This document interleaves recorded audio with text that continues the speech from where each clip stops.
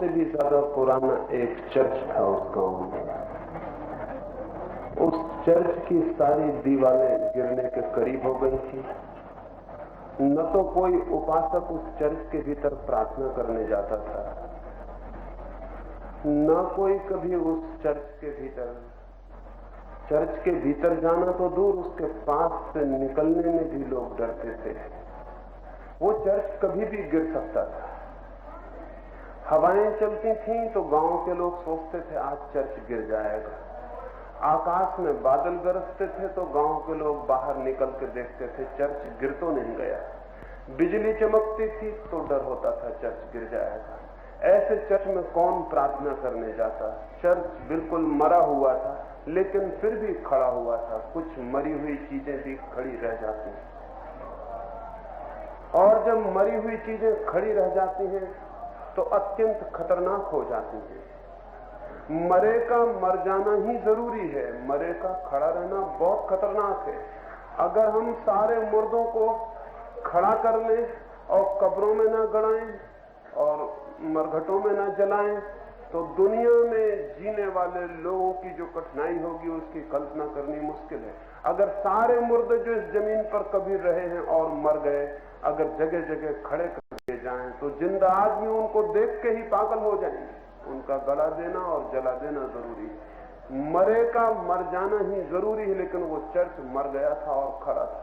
फिर चर्च के संरक्षक कमेटी मिली, ट्रस्टी मिले, और उन्होंने कहा हम क्या करें कि लोग चर्च में आ सके, क्योंकि ट्रस्टियों का हित इसी में था कि उस मरे चर्च में भी लोग आते ही रहे। उस चर्च से ही उनकी आजीविका चलती थी। चर्च का पादरी घर घर जाके समझाता था कि चर्च की तरफ आओ। हालांकि चर्च का पादरी भी चर्च से दूर दूर ही रहता था, क्योंकि वो कभी भी गिर सकता था। अंततः चर्च की कमेटी मिली। कमेटी भी चर्च के भीतर नहीं मिली, वो भी चर्च से दूर उन्होंने बैठक की और उन्होंने 4 प्रस्ताव स्वीकार किए। उन्होंने पहला प्रस्ताव स्वीकार किया कि हम बहुत दुख से ये स्वीकार करते हैं कि पुराने चर्च को गिरा दिया जाना चाहिए, और तत्काल दूसरा प्रस्ताव स्वीकार करते हैं कि पुराने चर्च की जगह हम एक नया चर्च बनाएं। और उन्होंने तीसरा प्रस्ताव ये भी किया कि पुराने चर्च की ईंटें ही नए चर्च में लगाएंगे, पुराने चर्च के द्वार दरवाजे ही नए चर्च में लगाएंगे, पुराने चर्च की नींव पर ही नए चर्च को उठाएंगे, पुराना चर्च जैसा ही नया चर्च होगा। ये भी उन्होंने सर्वसम्मति से स्वीकार किया। और चौथा प्रस्ताव उन्होंने 3 प्रस्ताव पास किए।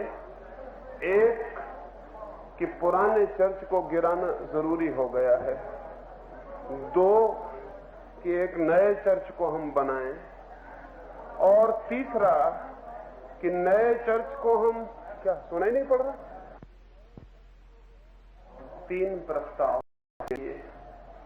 एक कि पुराने चर्च को गिरा देना है, 2 कि एक नया चर्च बनाना है, और तीसरा कि पुराने चर्च की बुनियाद पर ही नए चर्च की नींव रखनी है, पुराने चर्च की ईंटों का ही नए चर्च में उपयोग करना है, पुराने द्वार दरवाजे ही लगाने हैं, नए चर्च में कोई नई चीज नहीं लगानी, सब पुराना लगाना है।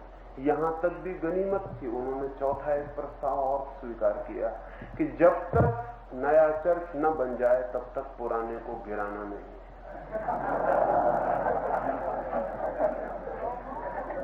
चर्च अब भी खड़ा होगा और नया चर्च कभी नहीं बनेगा। इस देश की हालत भी ऐसी ही है। इस देश का मंदिर बहुत पुराना हो गया, वो इतना पुराना हो गया कि उसका पीछे का पूरा इतिहास खोजना भी बहुत मुश्किल है। उसकी सब दीवारें सड़ गई, उसकी सब बुनियादें खराब हो गई, उसका सब कुछ अतीत में नष्ट भ्रष्ट जरा जीर्ण हो गया और हम उसमें ही रहे चले जा रहे हैं। और इस देश के विचारशील लोग समझाते हैं कि हमारा बड़ा सौभाग्य है क्योंकि हमारे पास सबसे ज्यादा पुराना समाज है। ये दुर्भाग्य है, सौभाग्य नहीं।